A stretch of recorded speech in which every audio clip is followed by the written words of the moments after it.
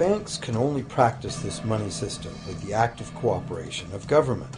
First, governments pass legal tender laws to make us use the national fiat currency. Secondly, governments allow private bank credit to be paid out in this government currency. Thirdly, government courts enforce debts.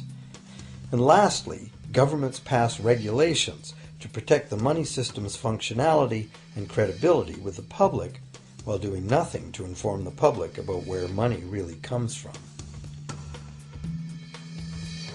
The simple truth is that when we sign on the dotted line for a so-called loan or mortgage, our signed pledge of payment, backed by the assets we pledge to forfeit should we fail to pay, is the only thing of real value involved in the transaction.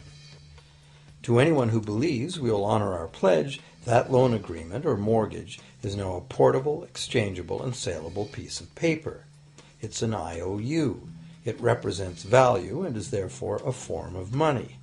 This money the borrower exchanges for the bank's so-called loan. Now, a loan in the real world means that the lender must have something to lend. If you need a hammer, my loaning you a promise to provide a hammer I don't have won't be of much help.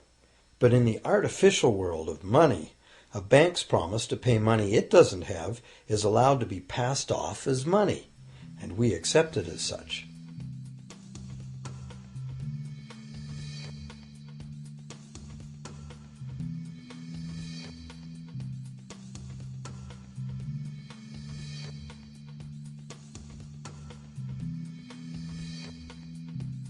Once the borrower signs the pledge of debt, the bank then balances the transaction by creating, with a few keystrokes on a computer, a matching debt of the bank to the borrower. From the borrower's point of view, this becomes loan money in his or her account, and because the government allows this debt of the bank to the borrower to be converted to government fiat currency, everyone has to accept it as money. Again, the basic truth is very simple. Without the document the borrower signed, the banker would have nothing to lend. Have you ever wondered how everyone, governments, corporations, small businesses, families, can all be in debt at the same time and for such astronomical amounts? Have you ever questioned how there can be that much money out there to lend? Now you know. There isn't. Banks do not lend money. They simply create it from debt. And as debt is potentially unlimited, so is the supply of money.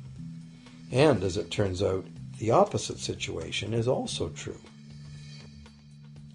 Isn't it astounding that despite the incredible wealth of resources, innovation, and productivity that surrounds us, almost all of us, from governments to companies to individuals, are heavily in debt to bankers? If only people would stop and think, how can that be? How can it be that the people who actually produce all the real wealth in the world are in debt to those who merely lend out the money that represents the wealth?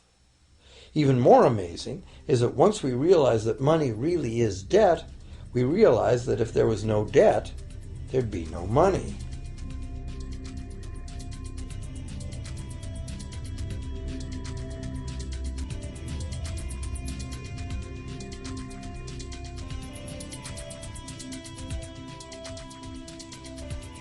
If this is news to you, you are not alone. Most people imagine that if all debts were paid off, the state of the economy would improve. It's certainly true on an individual level.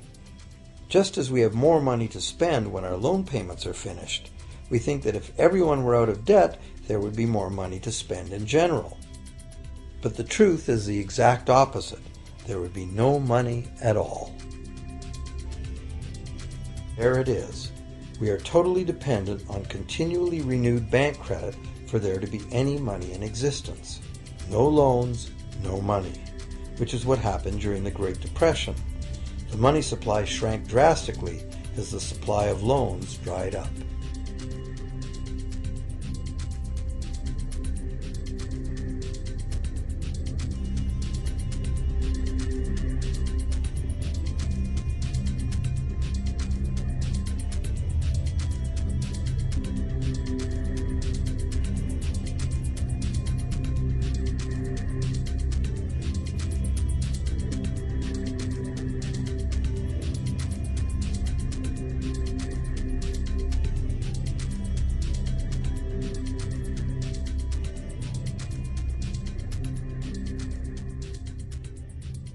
And that's not all. Banks create only the amount of the principal. They don't create the money to pay the interest. Where is that supposed to come from? The only place borrowers can go to obtain the money to pay interest is the general economy's overall money supply.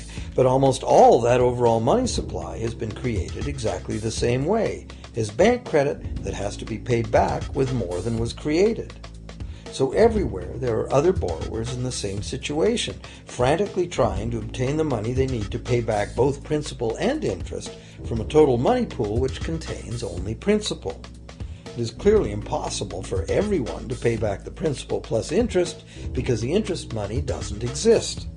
This can even be expressed by a simple mathematical formula. The big problem here is that for long-term loans such as mortgages and government debt, the total interest far exceeds the principal. So unless a lot of extra money is created to pay the interest, it means a very high proportion of foreclosures and a non-functioning economy. To maintain a functional society, the rate of foreclosure needs to be low. And so, to accomplish this, more and more new debt money has to be created to satisfy today's demands for money to service the previous debt. But of course, this just makes the total debt bigger, and that means more interest must ultimately be paid, resulting in an ever-escalating and inescapable spiral of mounting indebtedness.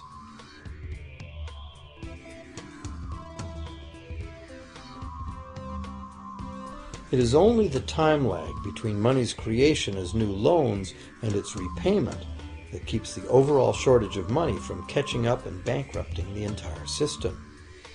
However, as the bank's insatiable credit monster gets bigger and bigger, the need to create more and more debt money to feed it becomes increasingly urgent. Why are interest rates so low? Why do we get unsolicited credit cards in the mail?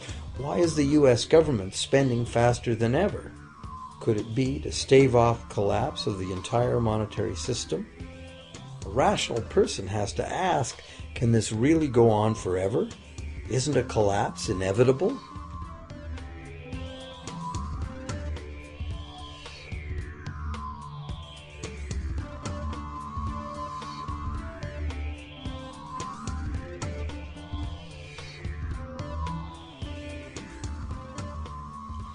Money facilitates production and trade. As the money supply increases, money just becomes increasingly worthless unless the volume of production and trade in the real world grows by the same amount. Add to this the realization that when we hear that the economy is growing at 3% per year, it sounds like a constant rate, but it's not. This year's 3% represents more real goods and services than last year's 3% because it's 3% of the new total. Instead of a straight line, as is naturally visualized from the words, it is really an exponential curve getting steeper and steeper. The problem, of course, is that perpetual growth of the real economy requires perpetually escalating use of real-world resources and energy. More and more stuff has to go from natural resource to garbage every year, forever, just to keep this system from collapsing.